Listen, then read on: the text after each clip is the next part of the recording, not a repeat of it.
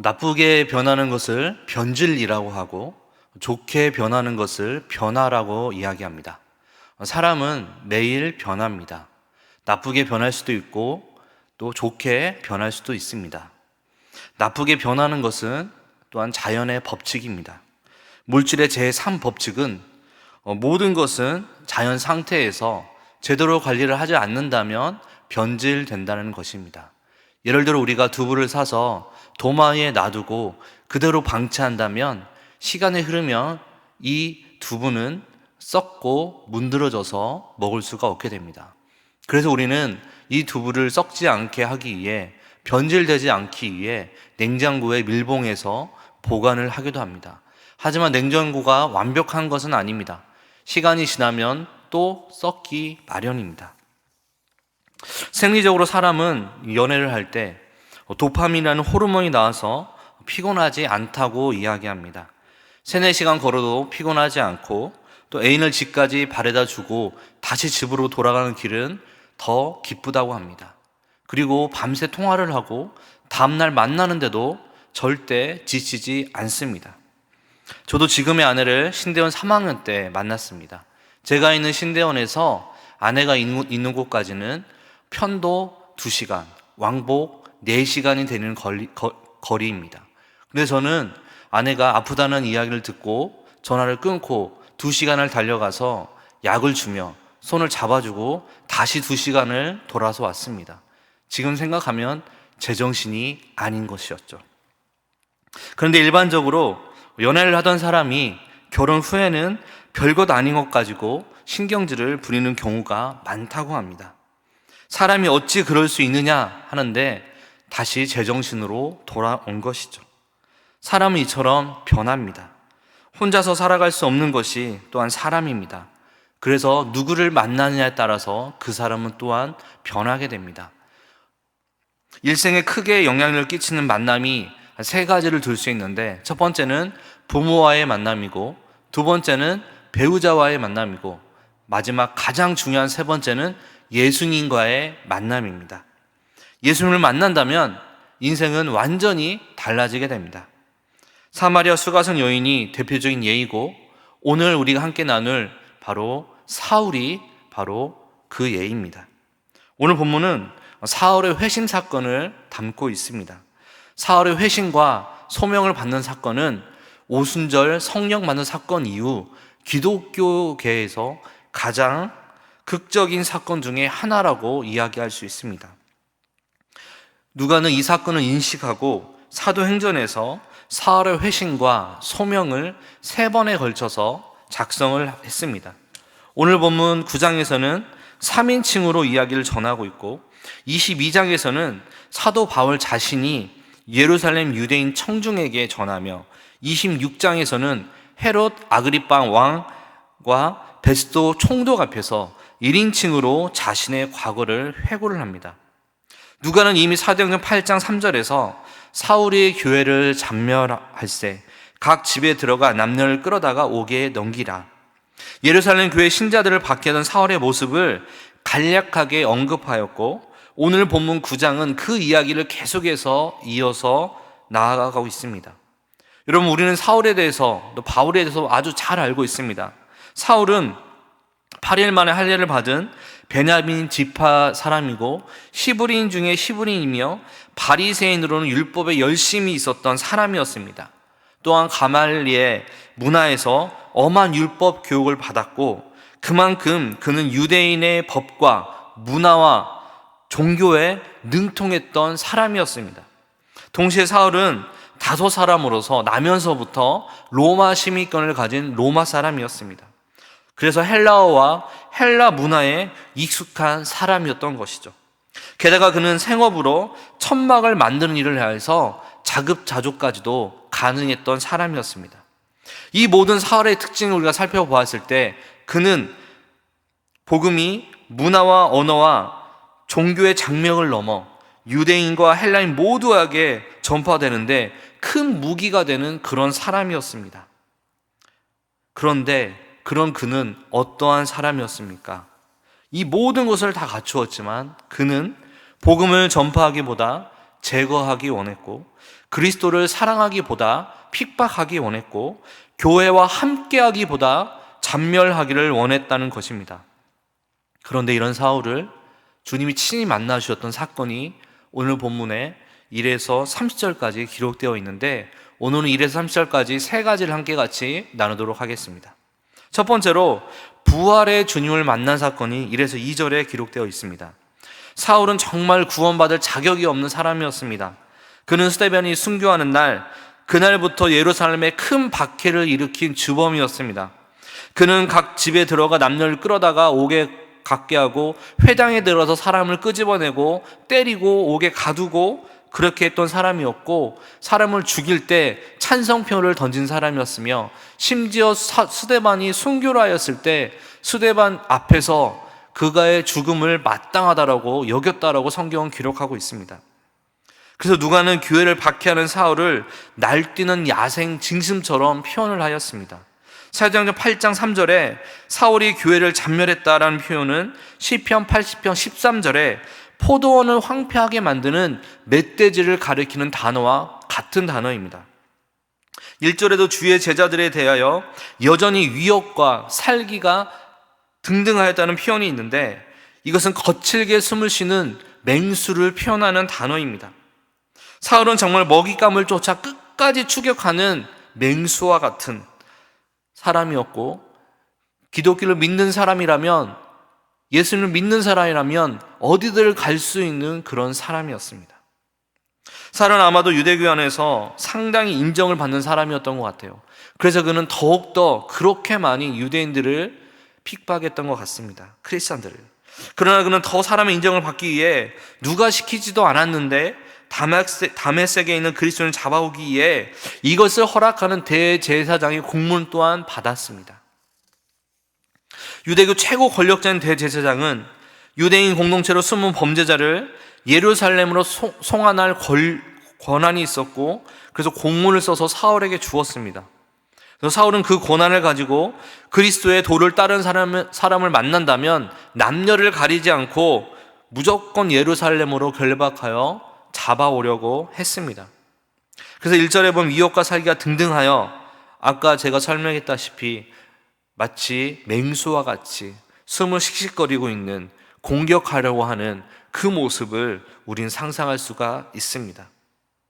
예수님을 만나기 전 사울은요, 마치 상대방을 공격하기 위해 어슬렁거리는 맹수와 같은 모습이었습니다. 누구든지 사울에게 걸리기만 하면 인정사정 보지 않고 사울은 달려들어 갈기갈기 찢어버릴 것만 같은 자세였습니다. 아마 사울은 다메섹에 가서 그리스도인들을 보면 모두 다 밧줄로 포박하여서 다 끌고 올 그런 작정을 하고 그는 다메섹으로 가고 있었을 것입니다. 그는요, 자신감에 차 있었고 의기양양했습니다. 자신이 하는 행동은 당연한 것이다 라고 생각하면서 자신감을 가지고 의기양양하게 다메섹으로 걸어가고 있었을 것입니다. 아마 이 다메섹에는요, 당시에 기독교인들이 많이 살았던 것 같습니다. 그런데 이 다메섹은 갈릴리 북부 수리아에 있는 대도시인데 예루살렘에서 무려 240km 정도 떨어진 거리에 있습니다. 도보로 한 일주일 정도 걸리는 여정이라고 해요. 근데 그곳에는 큰 유대인 정착민 공동체가 있었고, 그래서 그만큼 예루살렘과 멀리 떨어졌기 때문에 기독교인들이 숨어 살기 딱 좋았던 곳이었던 것 같습니다. 그러나 사울은요, 다메섹으로 가던 중에 특별한 체험을 하게 됩니다. 이 신비한 체험은 사울을 180도 완전히 다른 사람으로 바꾸어 놓았습니다. 핍박자에서 목숨을 걸고 복음을 전하는 복음 전파자가 된 것이죠. 그리스도를 대적하는 원수, 그리스도인들을 맹수처럼 물어뜯는 사울을 예수님이 어떻게 하셔야 마땅합니까? 그런데 어떻게 하셨습니까? 구원하시려고 친히 만나 주셨습니다.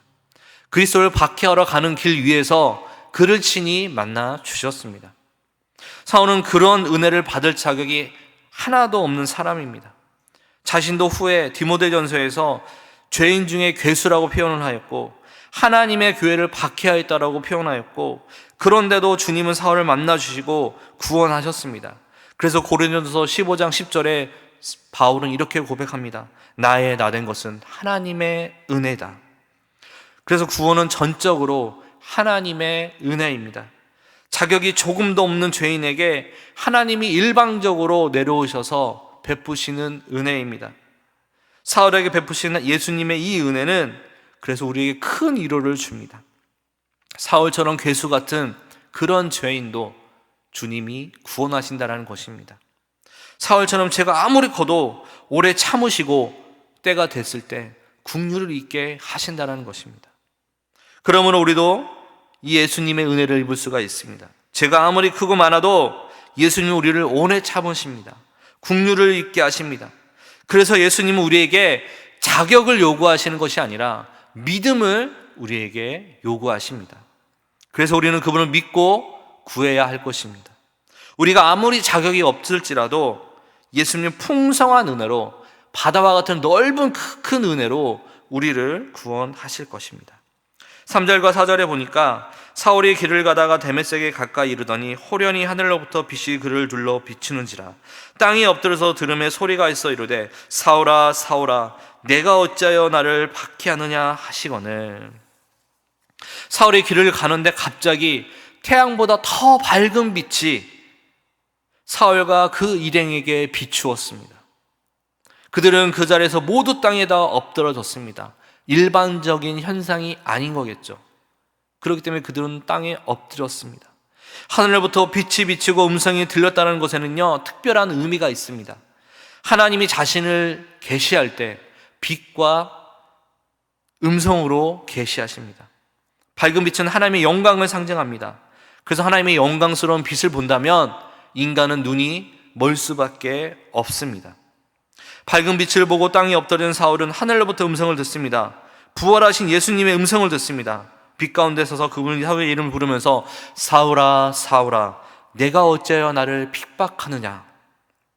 그런데 여러분, 오늘 누가는요, 오늘 본문에서만 예수님이 부르는 사울의 이름을 헬라어 음역 사울로스가 아닌 히브리어 음역인 사울로 사용하였습니다. 무슨 말일까요? 아까 사울은 어떤 사람이라고 했죠? 히브리인 중에 히브리인이라고 했습니다. 여러분, 히브리인들은 누군가를 부를 때, 애정을 담아 부를 때 2번 이름을 부른다고 합니다. 지금 누가는 예수님이 자신을 핍박하는 사울을 향해서, 자신을 그토록 싫어하는 사울을 향해서 사울아 사울아 라고 부른다는 것입니다. 이놈 당장 가던 길을 멈춰라, 이게 아니라 아버지가 사랑하는 아들을 부르듯 사울아 사울아 부르셨다는 것입니다. 사울은 순간 어리둥절했습니다. 대체 누가 나의 이름을 알고 부르는 것일까? 사울은 저를 알고 계십니까? 라고 묻지 않고 주여 누구십니까? 라고 물었습니다. 아마도 사울은 정신이 하나도 없을 것입니다. 어떻게 내 이름을 알았을까? 그리고 왜 그분이 나를 사랑스럽게 내 이름을 2번이나 불렀을까? 여러 가지 생각이 그를 힘들게 하였을 것입니다. 그러나 그런 가운데서도 자기 앞에 나타나신 분이 누구인지, 왜 나타났는지 그는 알고 싶었습니다. 왜 그랬을까요? 그가 한평생 추구한 것은 바로 하나님을 만나는 것이었기 때문입니다. 하나님을 만나고 하나님과 대화를 나눌 수 있는 최고의 경지에 오르는 게 그의 목표여서 그는 그런 열심을 가지고 크리스찬들을 핍박했던 것이었습니다. 정말로 열심을 많이 내었습니다. 그런데 그가 그토록 원하던 엄청난 일이 생각지도 못한 곳에서 그에게 지금 일어난 것입니다. 주여 누구시니까? 이것이 사울이 할 수 있는 최고의 질문이었습니다.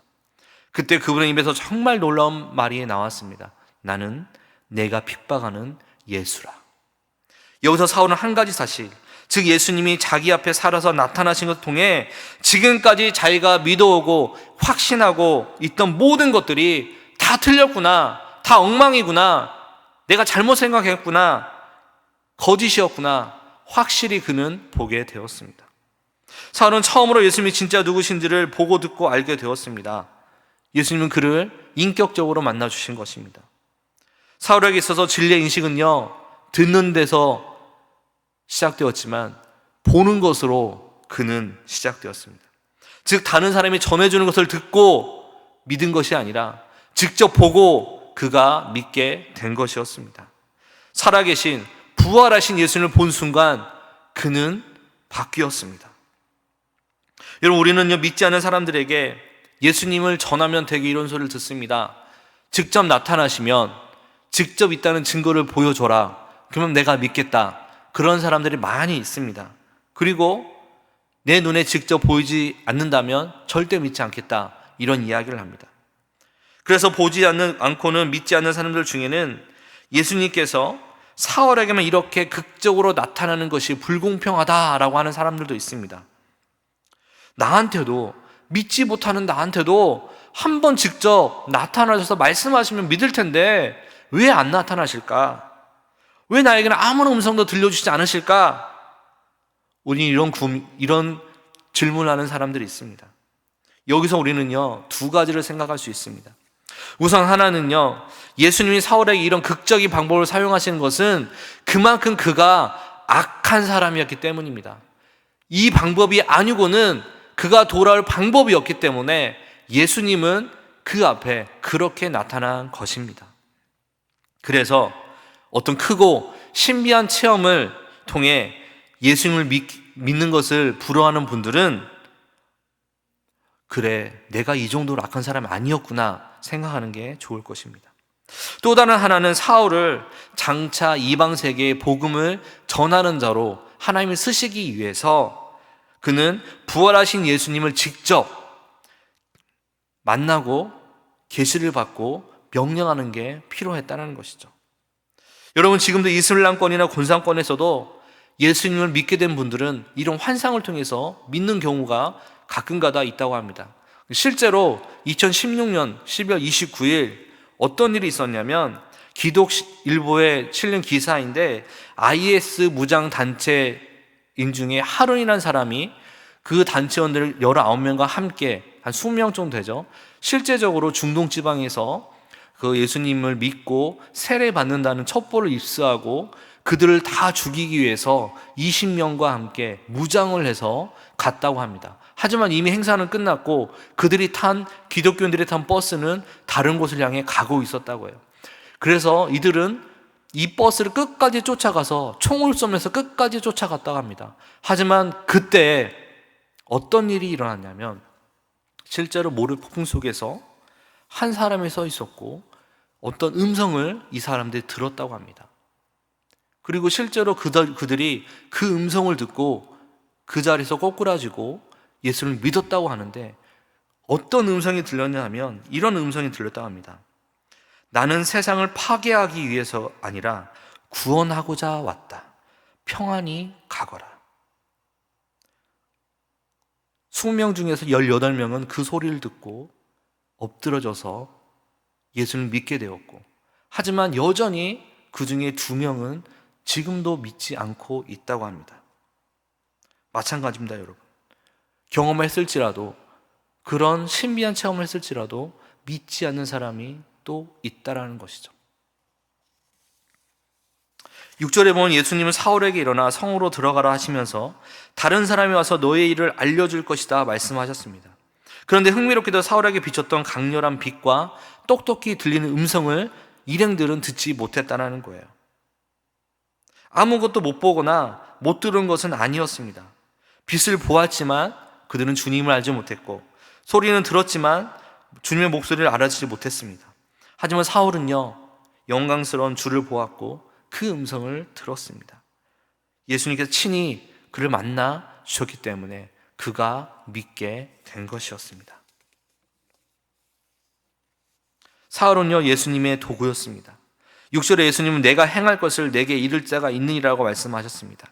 그래서 15절에 사울을 가리켜 내 이름을 이방인과 임금들과 이스라엘 자손에게 전하기 위하여 택한 나의 그릇이다 라고 말씀하셨습니다. 예수님은 자신의 이름을 멸하는 자에게 새로운 사명을 지금 주고 계신 것이죠. 만약 예수님이 사울을 구원하지 않았으면 사울은 어떤 삶을 살았을까요? 계속해서 예수님의 원수로 교회를 핍박하며 살다가 심판의 주 앞에서 서게 될 것입니다. 하지만 데메섹으로 가던 길에 예수님이 그를 만나 주셨고 구원하셔서 바꿔준 인생은 어떤 인생이었습니까? 16절 말씀을 보면 그의 인생은 사실 고난의 인생이었습니다. 그는요, 고난의 연속이었어요. 하지만 그가 가는 곳마다 그리스도의 이름이 선포되고 죽은 자의 영혼이 살아나며 그리스도의 교회가 세워지게 되었고 하나님께 영광을 돌리게 되었습니다. 얼마나 가치 있는 삶을 그가 살게 되었습니까? 마찬가지로 우리도요, 같은 은혜를 받았습니다. 사울은 강한 빛을 본 후 실명을 하고 말았습니다. 영의 눈은 밝아지고 육의 눈은 어두워졌습니다. 그래서 앞을 못 보게 된 사울은 다른 사람의 손에 이끌려서 다메섹으로 들어가게 되었습니다. 많은 사람을 잡아 죽이러 왔지만 무기력하게 자기의 힘도 아닌 다른 사람의 손에 이끌려서 그는 다메섹으로 들어가게 되었습니다. 9절에 보니까 사흘 동안 보지 못하고 먹지도 마시지도 아니하니라. 앞을 보지 못하는 사흘은 누군가 와서 너에게 할 일을 가르쳐 줄 것이다 라고 하셨는데 예수님께서 이 말을 기다리면서 그는 먹지도 않고 금식하며 기다리고 있었습니다. 그리고 자신에게 할 일을 가르쳐 줄 사람을 기다리는데 사흘이 걸렸습니다. 이 사흘이란 기간 동안 그는 무엇을 하였을까요? 아마 회개하지 않았을까요? 자신이 지금까지 지은 죄에 대해서 그는 회개하였을 것입니다.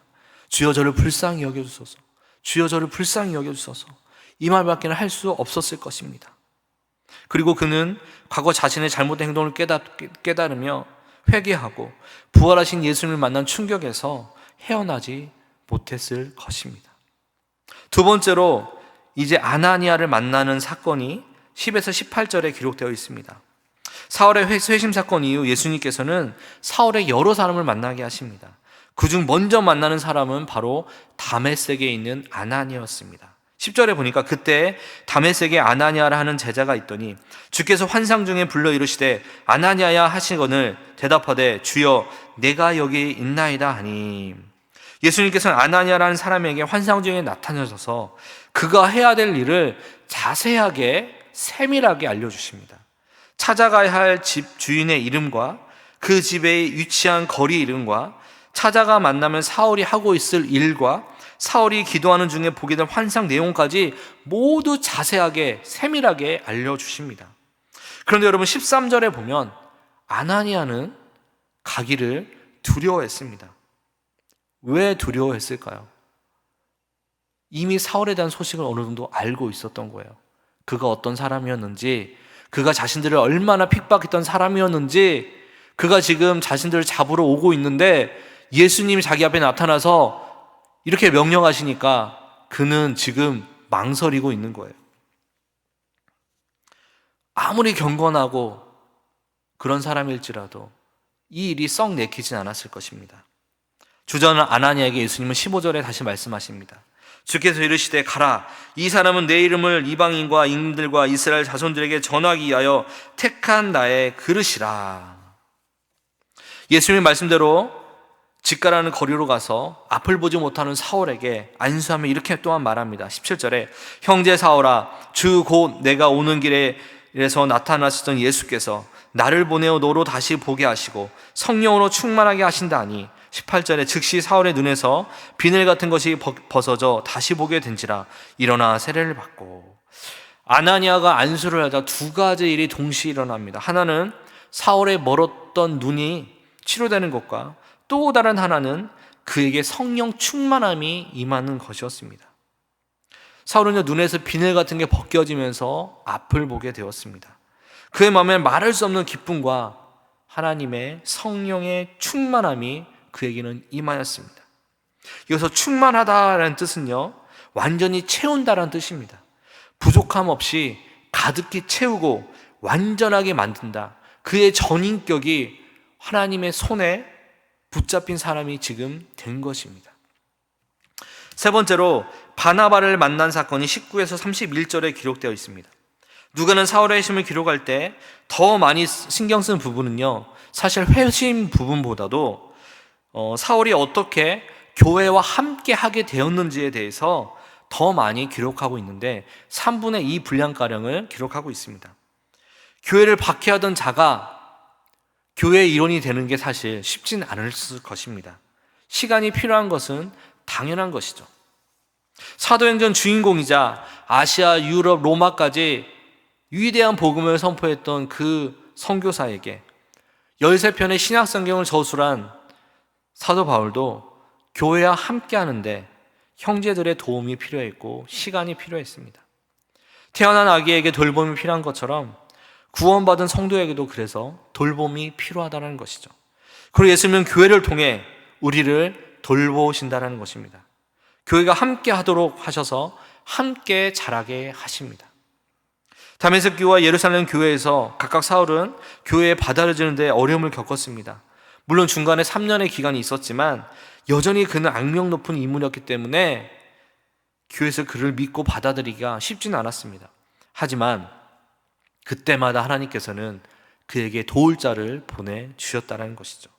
그래서 교회에 함께 할 수 있도록 하나님이 도와주셨다는 것입니다.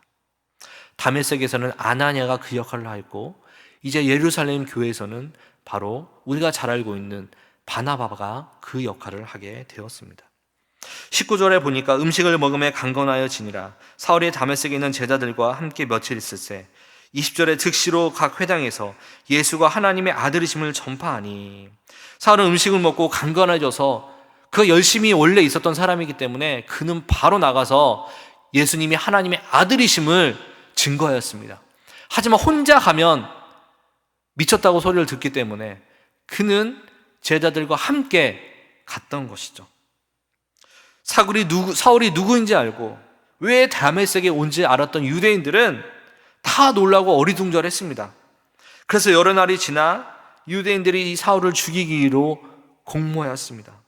이 사실이 알려지자 목숨의 위협을 받은 사울은 제자들의 도움을 받아 광주리를 타고 성벽에서 내려져 예루살렘으로 갔습니다. 여러분, 사울이요, 그렇게 열심이었던 혈기가 왕성했던 사울이 변화가 되어서 다른 사람의 도움을 받아 바구니를 타고 성벽에서 내려왔습니다. 그 후에 사울은 예루살렘에 가서 제자들을 사귀고자 했지만 예루살렘에 있는 제자들 역시 사울을 두려워하여 받아들이기 힘들었고 그의 제자들은 믿지 않았습니다. 그런데 그때 하나님 보내신 자가 바로 바나바였습니다. 바나바는 사울을 사도들 베드로와 야고보에게 데리고 가서 그가 어떻게 구원의 은혜를 얻었는지를 설명했습니다. 사울의 길에서 부활하신 예수님을 실제로 만났다. 그는 우리와 똑같은 사람이다. 부활하신 예수님이 우리 앞에 나타났듯이 지금 사울에게도 나타났다 라고 하면서 예수님의 이름으로 담대히 전할 수 있도록 우리가 도와주자라고 이야기를 했습니다. 그래서 바나바의 도움으로 사울은 예루살렘에 있는 교회에 함께 있으면서 예수님의 이름으로 담대히 말하고 헬라파 유대인과 변론했습니다. 그는 헬라어에 능통했기 때문에 그는 잘할 수 있었을 것입니다. 하지만 오히려 그들은 사울을 또 죽이려고 음모를 꾸미게 되었고 그 사실을 알게 된 형제들은 사울을 데리고 가이사라까지 데리고 갔고 거기서 사울의 고향인 다소로 보냈습니다. 이처럼 다메섹과 예루살렘에서 거듭난 사울을 교회와 화목하게 하기 위한 형제들이 있었습니다. 그래서 그 형제들을 통해 사울은 교회 안에서 신앙이 자라며 복음을 담대히 전할 수 있게 되었습니다. 교회를 통해 위기 때마다 그는 보호를 받았다는 것이죠. 여러분, 사울은 눈을 떴습니다. 근데 스스로 눈을 뜨지 않았습니다. 교회 공동체를 대표하는 아나니아를 통해서 눈을 떴습니다. 그에게 사명을 들었고 공동체의 따스한 환대를 받았습니다. 그것은 용서였고 인정이었습니다. 바나바를 통해서 또 그는 교회 공동체의 일원이 되었습니다. 회심은요, 그래서 공동체와 함께 하는 것입니다. 그들과 관계를 맺고 함께 살고 함께 일하는 게 바로 진정 회심한 사람의 모습이라는 것이죠. 구원받고 오늘날까지 여러분의 삶을 한번 되돌아보십시오. 하나님께서 우리의 인생에 보내셔서 교제하게 하시고 신앙을 붙들어 주시고 위로와 격려를 되게 하시고 보호가 되어준 형제 자매들이 얼마나 많이 있습니까? 그래서 교회를 통해 함께 자라게 하게 하신 이 하나님의 은혜가 또한 얼마나 큽니까? 이런 은혜를 입은 자로 또한 우리는 아나니아나 바나바와 같은 사람이 되어야 할 것입니다. 살과 같은 자를 보호하고 힘있게 한 형제 자매가 되어야 할 것입니다. 사울은 예수님의 은혜로 구원을 받아 바울이 되었습니다. 사도행전 9장부터 13장까지는 사울은 사울로 불려집니다. 그러나 구브로라는 첫 번째 선교 여행에서 이방인들에게 복음을 전할 때 사울은 비로소 바울이라 불리게 됩니다. 바울로 불려졌던 가장 큰 이유는 사도행전 9장 15절 주께서 가라사대 이 사람은 내 이름을 이방인과 임금들과 이스라엘 자손들 앞에 전하기 위하여 택한 나의 그릇이다 하며 하나님이 사울을 부르신 이유가 있습니다. 바로 사울의 사역의 중심지가 유대인이 아닌 이방인들이었기 때문입니다. 유대인에게 다가갈 때 사울이라는 이름으로 다가갔지만 이방인들에게 다가갈 때는 로마식 이름인 바울을 사용했습니다. 그리고 그의 삶은 부담스러울 만큼 그 속에 헌신적이고 충성된 삶을 살았습니다. 사울의 경우에서 보듯이 기독교를 핍박하고 반대하는 사람이 하나님의 종으로 사용되었다는 것은 누구든지 하나님의 손에 붙들리기만 한다면 귀하게 사용될 수 있음을 우리에게 말씀하고 있습니다. 사울은 다메섹 도상에서 예수님과 만나기 전까지는 하나님이 자신을 향한 계획을 알지 못했습니다. 전혀 알지 못했습니다. 자기 고집과 자기 열심과 아집에 빠져 살았던 사람이었습니다. 하지만 그는 예수님을 만나자 바뀌게 되었습니다. 예수님을 만나고 그는 그리스도를 아는 지식 외에 모든 것을 별소물로 여기고 사는 것이 그리스도니 죽는 것도 유익하다 했으며 누구든지 주를 사랑하지 아니하면 저주를 받을 것이다 라고 이야기했습니다. 삶의 마지막에는 나의 달려갈 길과 마치고 믿음을 지켰다라고 그는 고백합니다. 어떻게 그런 삶을 살 수 있었을까요? 자신을 구원하신 그 은혜를 그는 잊지 않았기 때문입니다. 자격 없는 자신을 구원하신 예수님의 그 은혜가 너무나 컸기 때문에 그는 이 은혜를 잊지 않고 살아왔던 것입니다.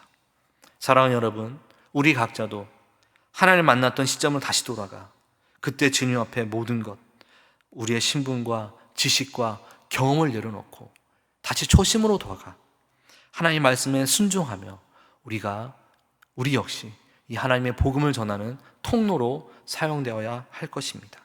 여러분 모두가 다 이런 삶을 사시기를, 충성된 삶을 사시기를 주님의 이름으로 축원합니다. 기도하겠습니다.